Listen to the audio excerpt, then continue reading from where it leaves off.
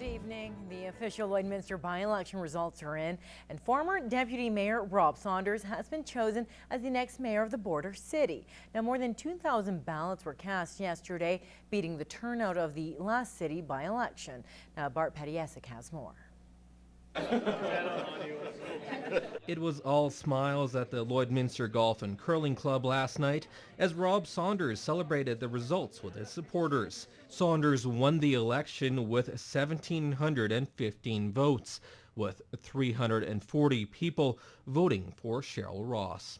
He says he credits his experience on council as well as a well-run campaign for pulling off the win. Yeah, I didn't start out too quick, but I really connected with a lot of people in the community, and I was given a lot of support by everyone that I spoke to, so I was quite pleased with the outcome. Not far away, his opponent held a small gathering at City Council chambers.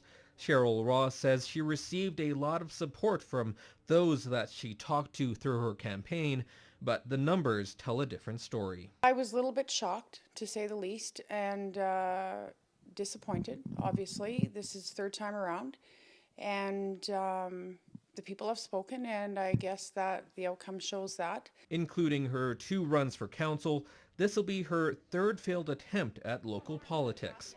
Now that Saunders is moving on to the mayor's position, another by-election is expected to be called for the open spot on council.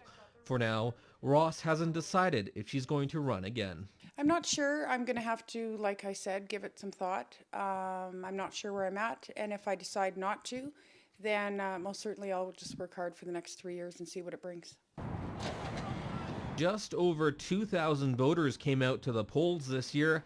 That's more than the last by-election turnout of 1,130. Still, it was much less than the last mayor's race, where just over 4,000 voters made their voice heard during the 2009 municipal election. Overall, city officials were pleased with this year's voter turnout. We were happy to see more people out than for our last by-election, so that's a good indication that there is some interest within the city. As for Saunders, he says it won't take him too long to get adjusted to his new role.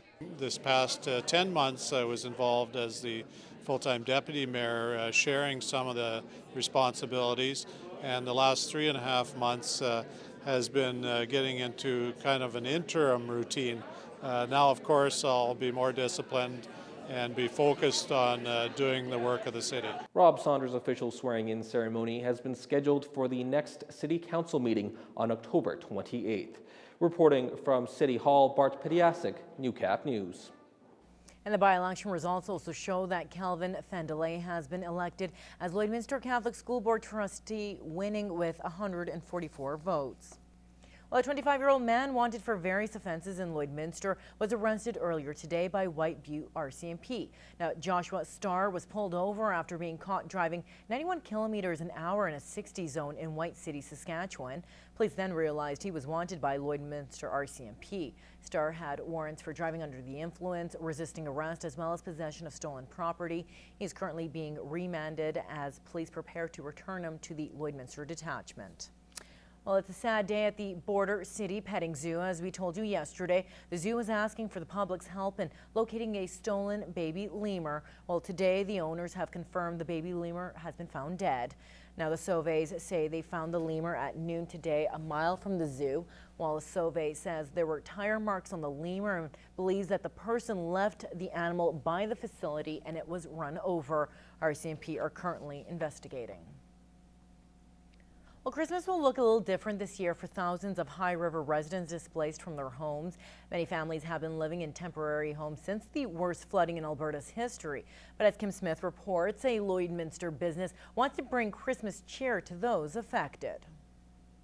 It's an ongoing thing. It doesn't just end with the flood. Betty Allen has seen the devastation firsthand. They're needing everything from just your basic toiletries to furniture, everything. And so we just wanted to be a very small part of cheering them up at Christmas time. That's why employees at Western Financial Group decided to collect Christmas decorations to send to flood-affected families in High River. We've actually had a customer that brought in a bunch of Christmas trees and a bunch of decorations, and if anybody wants to bring them in, they are welcome to drop them off.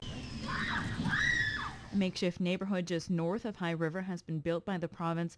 It's housing about 1,200 people whose homes were destroyed. Hundreds of others are living with family or friends. The head office for Western Financial Group is in High River and sustained minor flooding. That's how the charity idea came to light. We decided that we would support High River because we feel that most people would have lost their decorations because of basement flooding. If you have extra bits and pieces of Christmas decorations you'd like to donate, you have until November 8th to bring them down to the Western Financial Group.